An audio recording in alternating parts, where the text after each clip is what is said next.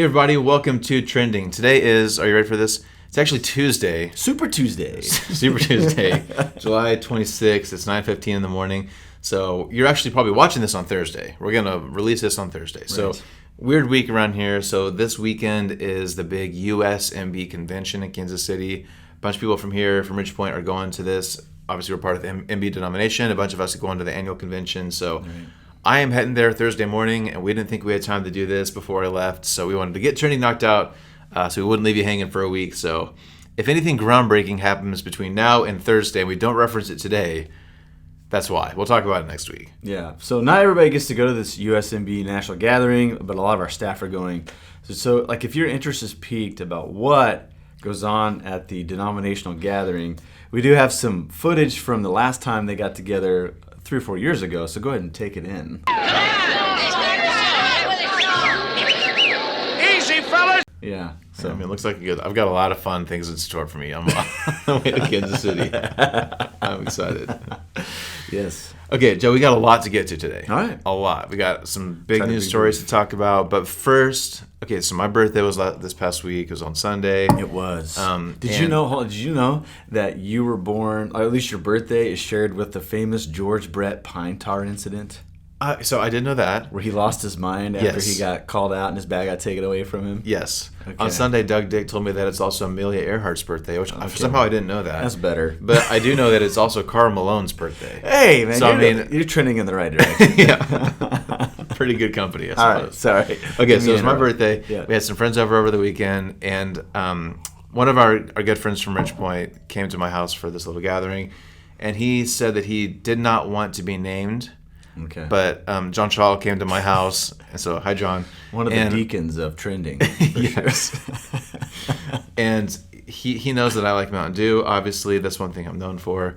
And he gave me a 12-pack of these Flamin Hot Mountain Dew. So this is apparently Mountain Dew that is supposed to taste like Flamin Hot It Cheetos. says dew with a blast of heat and citrus. I am a huge Mountain Dew fan, and this sounds horrible to me. Yeah. But I have not tried it. I waited for this very moment. All right. For you and I to try the Flamin Hot Mountain Dew together. All right, ready? Hold on. Let me take a little whiff. Take a whiff. It's got some citrusy Yeah. citrusy tones. Some notes. Notes of lime in it. All right. Okay, ready for this? To ancient times, to distant music. Oh, nice. There we Okay, go. Flamin' Hot.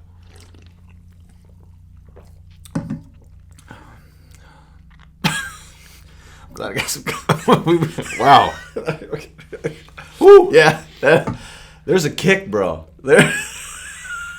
Wash it down with the real thing, man. Woo! That's weird. It's like, at first you're like, man, this is good, but then it's got let me get one more little. All right, going in. Like, it's pleasant, but then the aftertaste is when the burn hits you. Yeah, How do they make pop burn? I don't know. They got some wizards working for Dew. Man, I'm Pepsi's- starting to kind of tear up a little bit here. That's the real thing. It's coming in hot. Okay, well, thank you, unnamed friend. And I encourage you. You guys need to try this. Yes. But don't buy a 12-pack. Go see if you can find like a single bottle somewhere. That's right. You don't need 12 of these. Make somebody lose a bet with you and make them drink this. It's very interesting. It's hard to describe that flavor. Yeah. Okay, we got a lot to cover today. Okay, first topic. You ready for this? Yes. We've talked about this before. One of my predictions for the year was there's gonna be a lot of shifts in the streaming service industry, right? Okay. So today was the first day they've kind of let some details out about NFL Plus. Ooh, I'm here for The it. NFL is releasing their own streaming service. It's going to start this year. I read a little bit this morning, and I think it's a little bit of a trial run because next year DirecTV's All Access thing, their contract expires. So I think the NFL is kind of testing the waters to see if they can do their own thing. Yeah. The Thursday night games moving to Amazon. A lot of TV shakeups in the NFL world. So Yes. I got a couple of details here about the pricing because that's probably going to be everybody's Yes. question. So it's $4.99 a month. It's not bad. Or it's a little bit of a discount if you buy the whole season. So this year, it's all you can get all preseason games, Okay. and there's like certain out of market games that you can stream to your mobile device, but Okay. not to a TV. Okay. So I feel like if you're gonna pay, you should be able to watch it on your nice big TV, right? Right. That's why people buy. I mean, that's the number one reason why people buy the 90-inch TVs. Yes. I mean, they're not watching The Bachelor Right. on a 90-inch TV. They're watching 4K football. HD Bachelor Night. That's right. At least I don't think so. I don't think so either. I don't know. It's a big world out there. I have a lot of thoughts on The Bachelor. We should have a Bachelor sidebar for you at some Oh, point. no. Okay, No, all right. There's enough Bachelor content out there. But okay, so if you can watch all the preseason games, select regular season games only on mobile. Yeah. Is that worth $5 to you? Will you be a subscriber? So right now we get Red Zone through Sling TV, and we enjoy Red Zone. Yeah.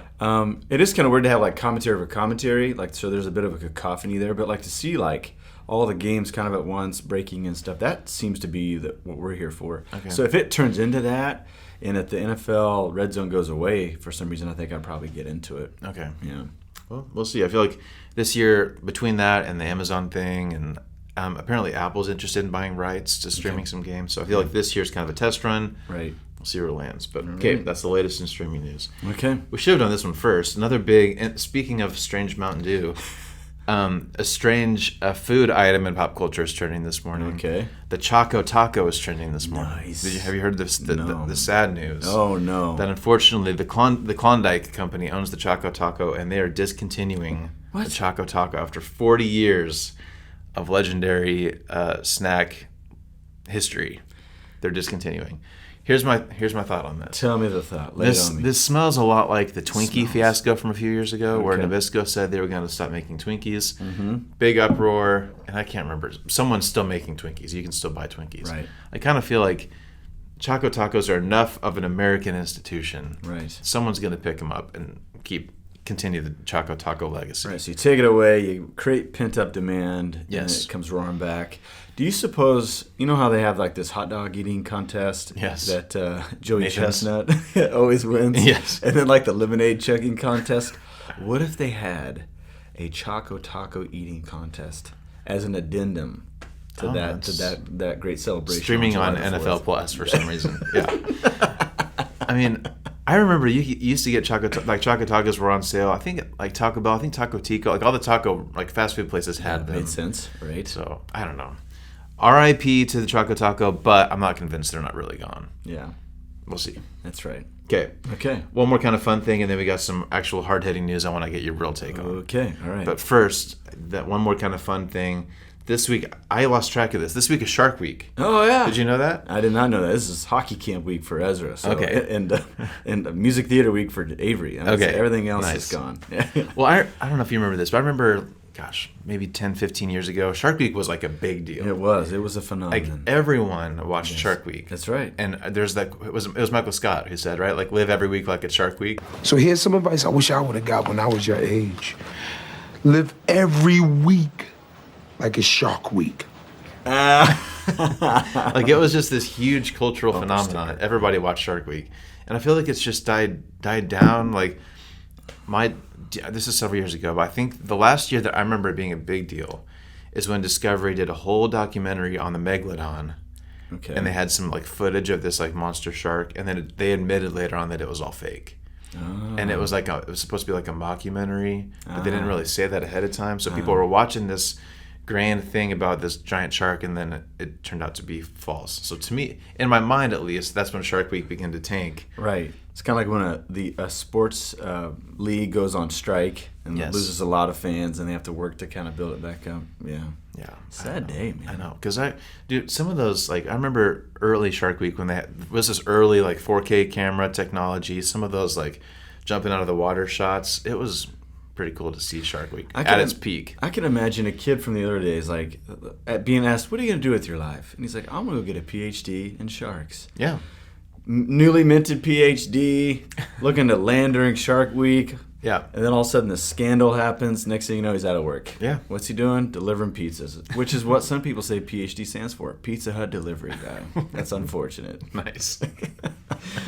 Well, okay, let us know if you're watching Shark Week. If you're watching Shark Week and you're enjoying it, let us know what we're missing, Yes. because I haven't seen anything yet. Yeah. So let us know. All right.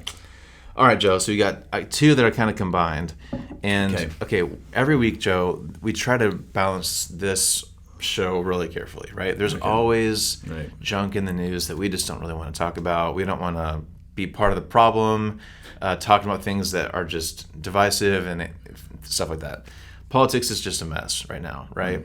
So I'm throwing this to you with a little bit of fear and trepidation, not because I don't trust you, but just because I am sick of talking about divisive, ugly politics. Like, I'm just so sick of it. Okay. But we started this show to talk about culture with our faith. Like, that's kind of why that's the whole premise of this deal. So I feel like at some point we can't just ignore some of this stuff. Right. Okay, so with all that out of the way, there's two things on Twitter this morning. So both the term Christian nationalist is trending on Twitter this morning, and so is Republican Jesus. Okay. So 2 of the top 20 topics this morning are about faith and culture, man. So That's right. I think it's kind of starting. This is raising to the top because there's the representative, I think from Georgia, Marjorie Taylor Greene. She's said, I think last night or something, that she's kind of proud to be a Christian nationalist. She said the people on the left. She says some not very nice things about people who lean liberal. So Christian nationalism. It's a kind of a buzzword. A lot of people talk about it these days. How would you define Christian nationalism? Okay. And is it a good or bad thing?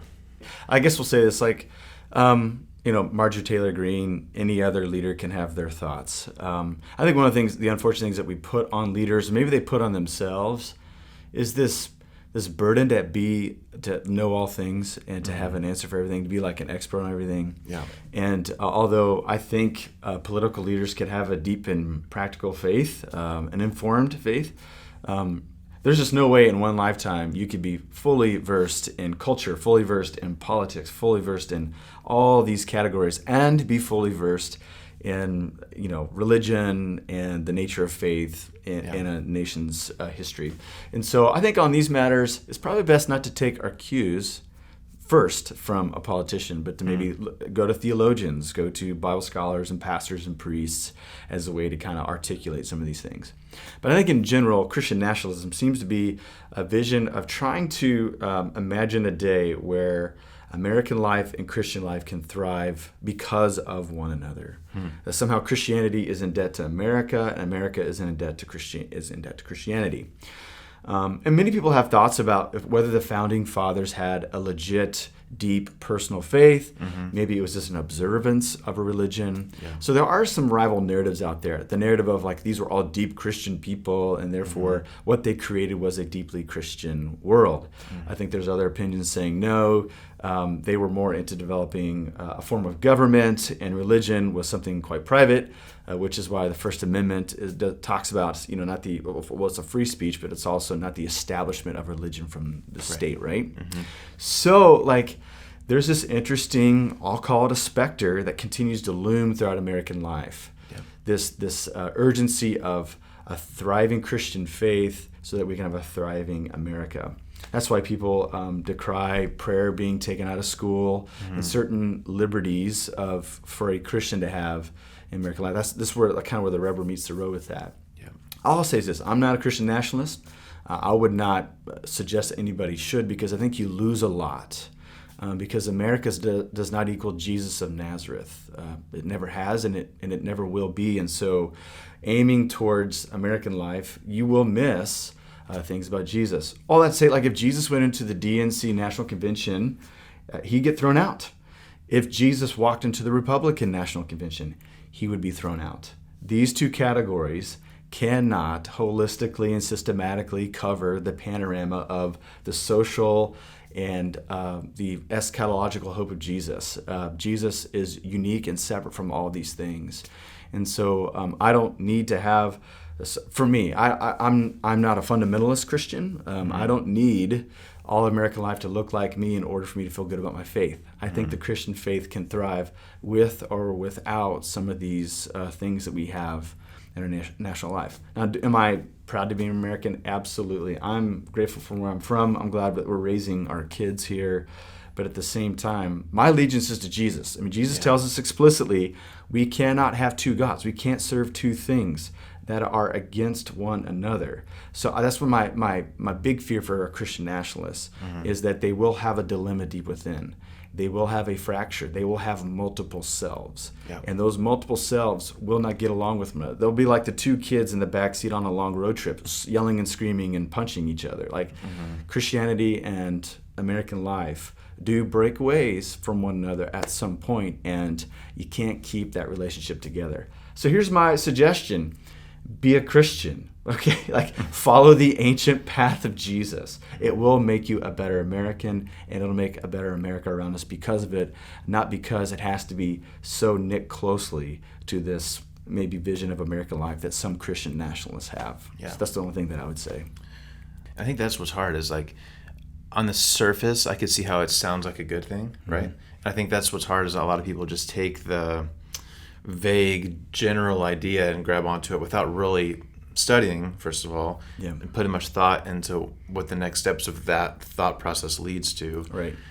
And this is like cheesy and oversimplified, but like the whole "what would Jesus do" thing, Right. It's I can't even say it without it sounding very cheesy. Right. But I think about that a lot. Like, what would, like, so much of our current Christianity, I don't think would come out of Jesus's mouth. And so, like, if we're gonna claim some of these things, I just think we need to be really careful where we attach our hearts to more than anything, because there are a lot of people today who, unfortunately, their hearts are way more on fire for American politics than they are about what Jesus actually taught. Right. So I just think, especially as we get wound up for, August 2nd's coming up, 2024 is coming up.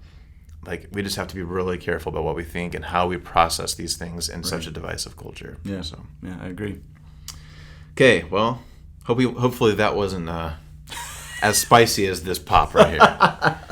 I'm still like processing some I of know. that. I feel like I need something more than coffee to get for a reboot here. Yes. Yeah. Love it. Okay, well, those are the topics we had for today. We probably went a little bit long, so thanks for joining us kind of in this weird time warp day. That's right. This Tuesday, Thursday thing. It's Tuesday and Thursday at the same time. Yes, but not Wednesday. That's right.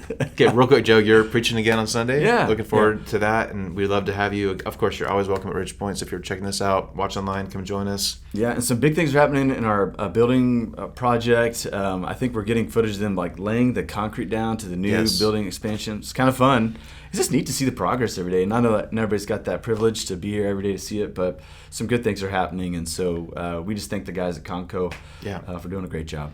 They were here at 4 o'clock this morning pouring concrete, and it's amazing. So, yeah, we'll look forward to showing you some updates soon. Yes. Okay, well, have a great day. Have a great rest of your week, and we'll see you next time. All right, see you. See ya.